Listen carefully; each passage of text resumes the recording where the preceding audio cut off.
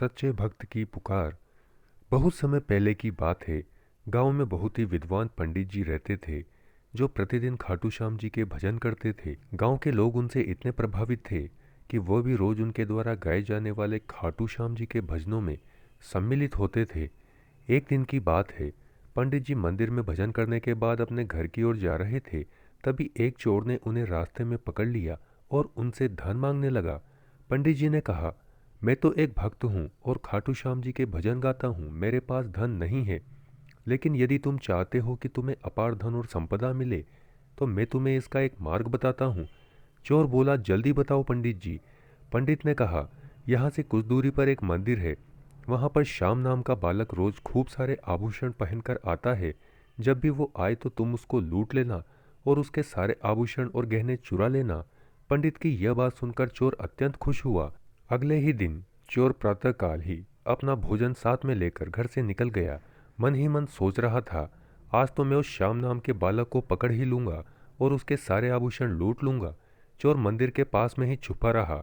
काफी देर हो जाने के बाद भी उसे कोई वहां पर नहीं दिखाई दिया तो उसने कहा, अरे श्याम, तू कहाँ है? जल्दी से आजा, मैं तेरा इंतजार कर रहा हूँ। तभी अचानक से चोर का संतुलन बिगड़ गया और वो पीछे कांटों की झाड़ियों में गिर गया, जिससे उसका पूरा शरीर लहूलुहान हो गया। चोर दर्द से करा रहा था और बोल रहा था, श्याम, अब तो आजा, तू कब आएगा? खाटू श्याम जी अपने इस भक्त की बात सुन रहे थे। वो वहां से उस चोर के पास बच्चे का रूप धारण करके खूब सारे आभूषण पहनकर निकल गए। जैसे ही चोर ने उस बालक को देखा तो वो अत्यंत खुश हो गया। अरे श्याम, तू आखिर आ ही गया। उसने अपनी जेब से चाकू निकाला और बच्चे पर लगाता हुआ बोला, आज तो मैं तेरे सारे गहने लूट लूंगा। खाटू श्याम जी, जिन्होंने बालक का रूप धारण किया हुआ था, वो चोर की बात सुनकर हंसने लगे। मैं तुम्हारे लिए ही तो आया हूँ।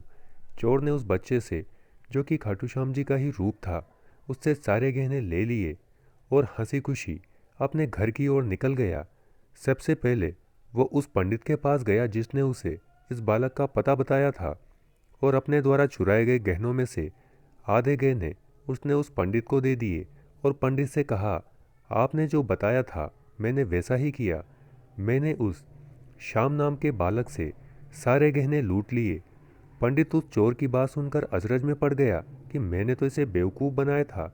श्याम नाम का तो कोई बालक नहीं था, वो तो साक्षात खाटू श्याम जी हैं और उन्होंने इस पापी को कैसे दर्शन दे दिए जब उन्होंने मुझ पंडित को ही दर्शन नहीं दिए।